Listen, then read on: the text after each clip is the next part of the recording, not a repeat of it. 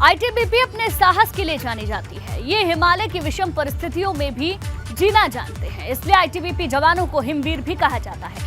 मगर आज हम आपको दिखाने जा रहे हैं एक ऐसे योद्धा की कहानी जिसे इंडिया में असली सिंघम के नाम से जाना जाता है।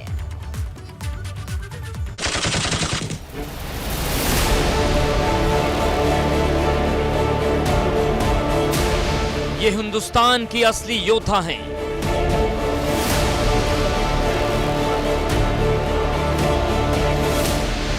देश के लिए काम करने का लोहा है। तो जब ये लोहा आपके अंदर खून में दौड़ता है तो आपके खून में बुलंदी आती है और कोई चीज आपको रोक नहीं सकती।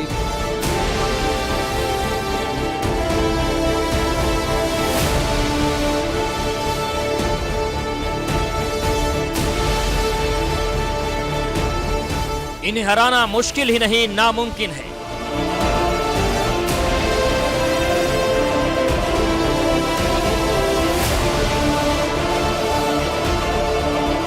एक ऐसी शक्ति है जो भारत माता की शक्ति है, और वो शक्ति जब हमारे अंदर आती है तो आप कुछ भी कर सकते हैं।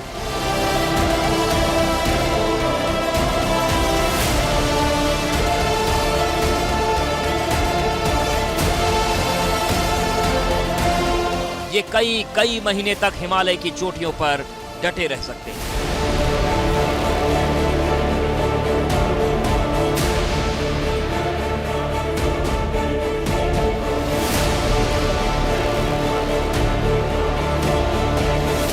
इन्हें हर मुश्किल हालात के लिए तैयार किया जाता है।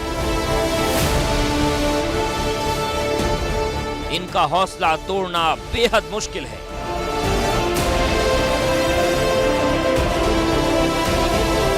ये हिंदुस्तान की सुपर कॉप है।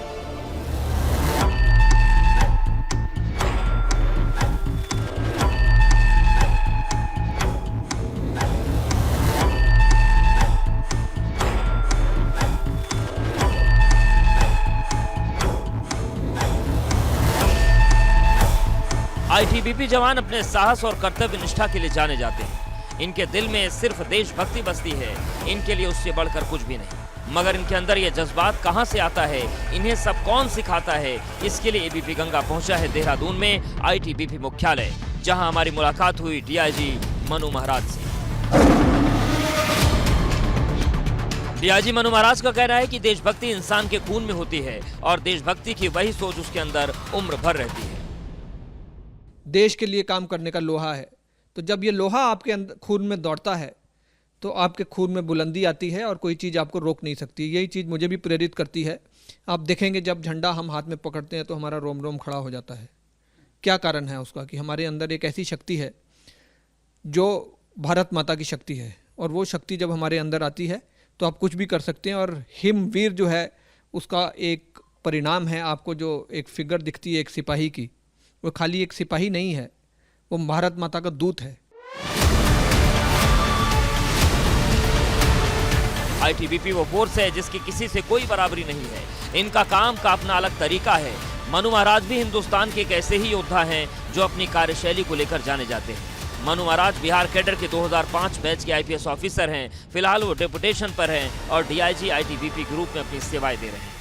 ये जिम्मेवारी बहुत चुनौतीपूर्ण है। जैसे आप डीआईजी सेक्टर देहरादून का ही देखेंगे तो 5 बटालियन आती है। इसमें 2 सेक्टर आते हैं, हर्षिल सेक्टर और जोशीमठ सेक्टर। तो 280 किलोमीटर के आसपास की हमारी बाउंड्री है, बॉर्डर है, जहाँ पे हमेशा हम लोगों को दुश्मनों का डर रहता है। वहाँ पे जवान तैनात रहते हैं। जवानों का खाना पीना देखना, जवानों की सेहत देखना, मेडिकल फैसिलिटीज़ उनको देना और उनको अलर्ट रखना कि किसी भी परिस्थिति में अगर कभी कुछ ऐसी परिस्थिति आ जाए कि युद्ध हो जाए और जवानों को वहाँ जाना पड़े, हम लोगों को भी वहाँ जाना पड़े, तो हमारी अलर्टनेस पूरी हो और हम पूरे जोश फरोश के साथ दुश्मन का सामना करें और उसको उखाड़ दें। मनु महाराज के लिए अपने फर्ज से बढ़कर कुछ भी नहीं। उनके काम करने का तरीका ही ऐसा है कि वो सिंघम के नाम से मशहूर है।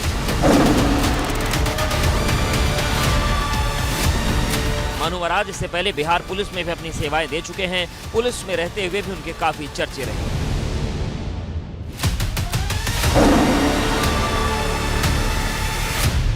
मनु महाराज के काम का एक नमूना उस वक्त देखने को मिला था जब उन्होंने पुलिसकर्मियों की तत्परता परखने के लिए खास तरीका अपनाया था।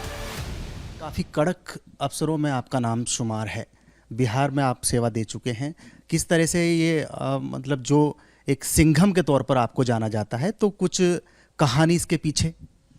बिहार मेरा होम काडर है और बिहार मेरा काडर है और वहाँ पे मैंने 16 साल सेवा दी है। फ़िलहाल मैं आईटीबीपी में डेपुटेशन पे आया हूँ।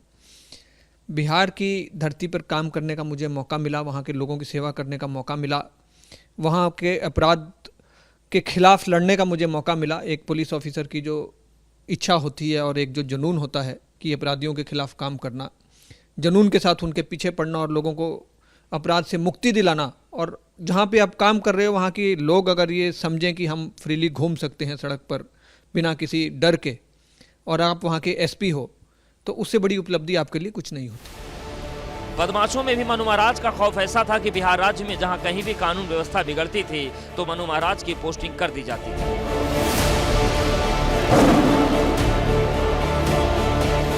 जब मैं एज एसएसपी था या एसपी था तो मैं जनरली अपना जो स्टाफ था उसकी अलर्टनेस चेक करता था कि मेरा जो खुद का जो पुलिस वाले हैं, जो मेरा स्टाफ है, जो मेरे अधीनस्थ अधिकारी हैं, वो अलर्ट हैं कि नहीं है, क्योंकि पुलिस बिल्कुल एकदम अलर्ट होनी चाहिए और उसका रिस्पांस टाइम बिल्कुल एकदम बिजली की तरह होना चाहिए।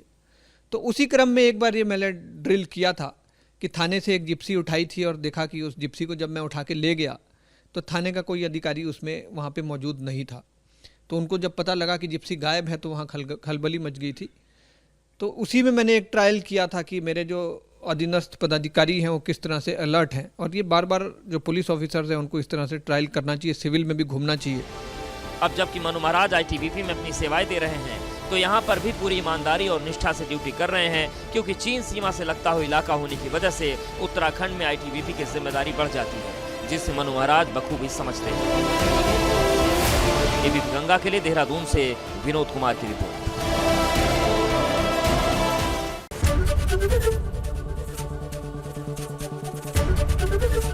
एबीपी गंगा, खबर आपकी, जुबान आपकी।